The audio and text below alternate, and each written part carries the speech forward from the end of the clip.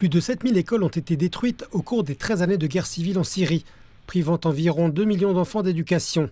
Cette situation a produit une génération entière d'enfants qui n'ont jamais été scolarisés. Alors qu'un nouveau gouvernement prend forme à Damas après l'éviction de Bachar al-Assad en décembre 2024, les défis économiques et sécuritaires auxquels est toujours confrontée la Syrie, déchirée par la guerre, sont devenus évidents. Cette situation aggrave la crise de l'éducation, car la faiblesse des ressources rend difficile la réparation des écoles endommagées, ce qui à son tour accentue la pression sur les écoles qui fonctionnent encore. Au cours de leur vie, de nombreux enfants syriens ont connu des circonstances extrêmes et ont vu leurs opportunités limitées par les conséquences d'années de conflits internes. Cette école est considérée comme un établissement haut de gamme dans la capitale Damas, mais les enfants y sont confrontés à des classes surchargées, à un manque de matériel pédagogique essentiel et à l'absence de divertissement. Les écoles qui fonctionnent en Syrie sont négligées. Les faibles ressources du gouvernement ont rendu difficile l'octroi de fonds pour les réparations ou l'amélioration des écoles. Les murs sont abîmés, les pupitres sont vieux et l'abandon scolaire se répand. Le système éducatif fonctionne à peine et les enseignants comme les élèves sont confrontés à de nombreuses difficultés.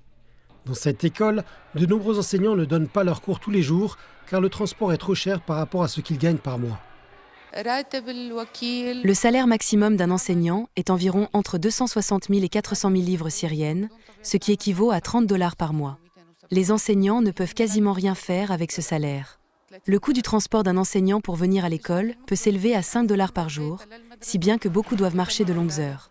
Les élèves ne souffrent pas moins que leurs enseignants, avec un manque de chauffage, de longues coupures d'électricité et l'absence de divertissements appropriés pour les élèves. Dans cet espace, nous installons 2 filets l'un à côté de l'autre. Parfois, nous les plaçons en face l'un de l'autre pour pouvoir jouer au football.